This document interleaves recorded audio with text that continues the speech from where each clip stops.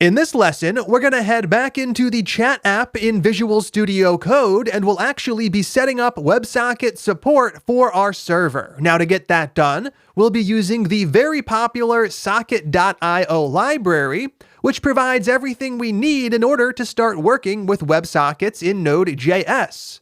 The Socket.io library provides everything we need to set up the server in our Node.js scripts, and it also provides client-side code we can use in the browser to communicate with that server. And we'll explore how all of this is going to work and how all of that is going to let us build out this real-time application.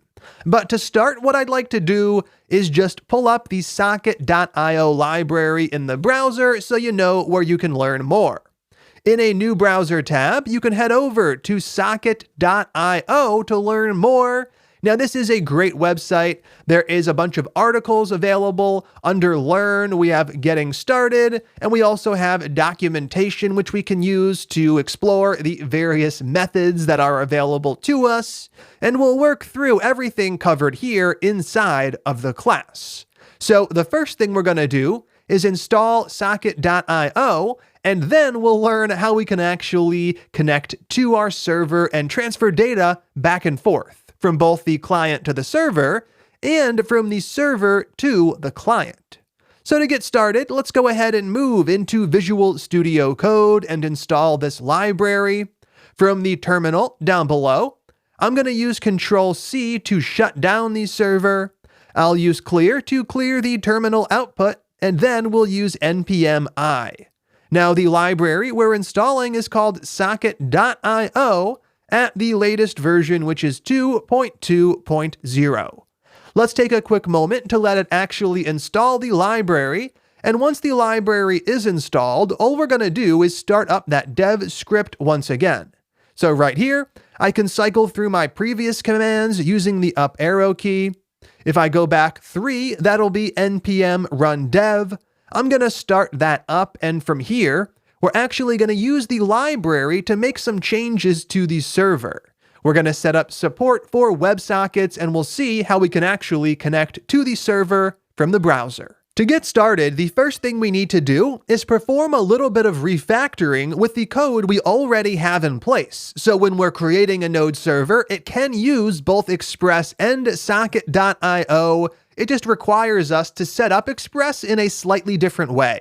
So that's what we're going to do first. The code we're about to write is not going to change the behavior of our server whatsoever.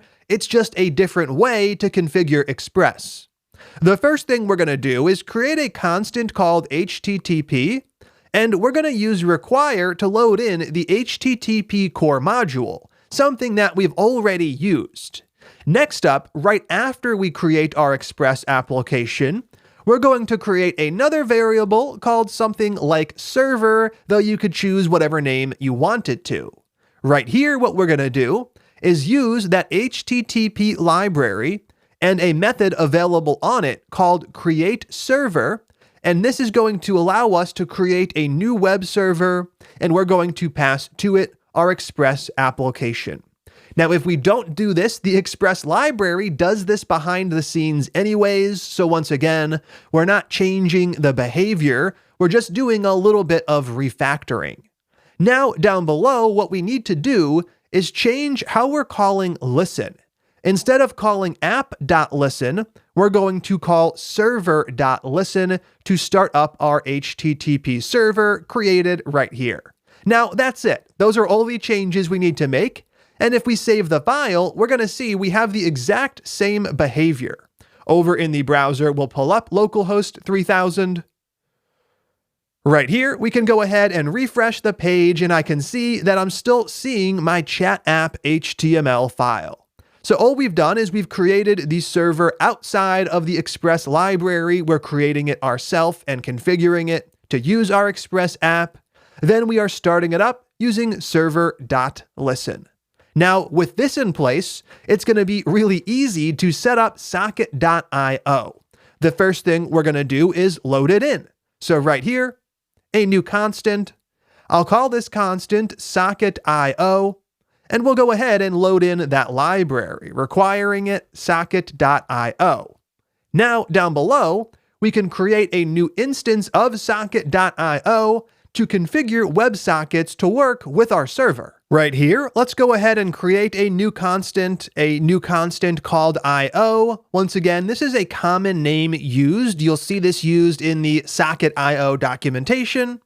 And this value is going to come from calling socket.io as a function. So when we require the library, we get a function back, and we call that function to actually configure socket.io to work with a given server. And we pass to it that server right here. We have that in the server variable. So this is why we had to do the refactoring. Socket.io expects it to be called with the raw HTTP server. Now, when Express creates that behind the scenes, we don't have access to it to pass it in right here. That's why we've created it on our own. We created it for the explicit purpose of being able to pass it in right there. And here we go. Now our server supports WebSockets. Now, at this point in time, it's not going to do anything too interesting, but we can further configure index.js to actually work with the clients that connect to it. And down below, to get started, all we're going to do is print a message to the terminal when a given client connects. So right here, we're going to do that using IO. That is IO.on, and we're listening for a given event to occur. Now right here, we provide the name of the event and a function to run when that event occurs. In this case, the event that we're going to start with is called connection. Connection is going to fire whenever the socket.io server gets a new connection. And right here, we'll just go ahead and print a message, console.log, new WebSocket connection, perfect. Now, with this in place, let's go ahead and save index.js. That's going to restart our server, and what we're going to do is head over to the browser and just refresh the page. Right here, we should still see our chat app HTML rendering, and if we head back to Visual Studio Code, what do we see? We see nothing. Down below, we're not getting our message. So clearly, at this point, we have not connected to the server for whatever reason, as we're not seeing that connection message we're printing on line 16, and this is true. What we need to do is load in the client side of the socket.io library. So right here, we're using it on the server, which is a great start. We're also going to use it on the client inside of our web application. Now, when we set up socket.io to work with a given server, it also sets up a file to be served up that your clients can access, and that's what we need to do. So over here, inside of our HTML, we're going to set up a new script tag like we've done plenty of times before, and we're going to define the source attribute. Now, the script we're loading in, it's not a script that we've created, and it doesn't exist anywhere in the public directory. It's something that is served up because we've configured our server to work with socket.io. Right here, that is /socket.io/socket.io.js. This is the client-side version of the library, and when we load this in, our client-side JavaScript code will have access to all of the stuff from the library it needs in order to set up that communication. The next thing we need to do is create our own client-side JavaScript file, load that in, and use what's provided by this script right here. So what we're going to do is create in the public directory a new folder. We're going to call this folder something like JS to hold all of our JS files, and we're going to create a single one. Right here, I'm going to call that chat.js, and in here, we'll write some code in a few minutes to actually connect to the server using WebSockets. Before we can, though, we want to make sure this script actually gets loaded in. So over inside of index.html, that means we add another script tag down below. We're going to provide the source attribute that is /JS/chat.js. And with this in place, our new client-side script is indeed going to run. Now, because we've loaded in this file has access to some stuff that it otherwise would not have access to. And one of those is a function called IO. we go ahead and call IO to connect to the server right here. This is all we need to put in the script. Now down below, I can see that the server has restarted and it's up on port 3000. With the changes made and saved to our 2 files in the public directory, all I'm going to do is refresh the browser. Over here, I'll give things a refresh.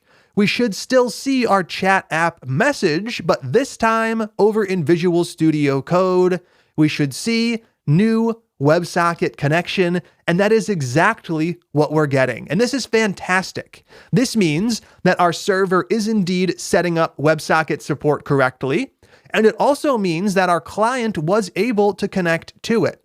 With this connection in place, we're now able to facilitate real-time communication, and that's exactly what we're going to start to do. That's what we're going to start to do in the next lesson, so let's take a quick moment to recap what we did in this lesson. In index.js, we set up support for socket.io. All we needed to do to get this done was to create a new socket.io instance passing the server in, and we can do a lot of things with socket.io on the server. The only thing we've done so far is we've printed a message when a new client connects.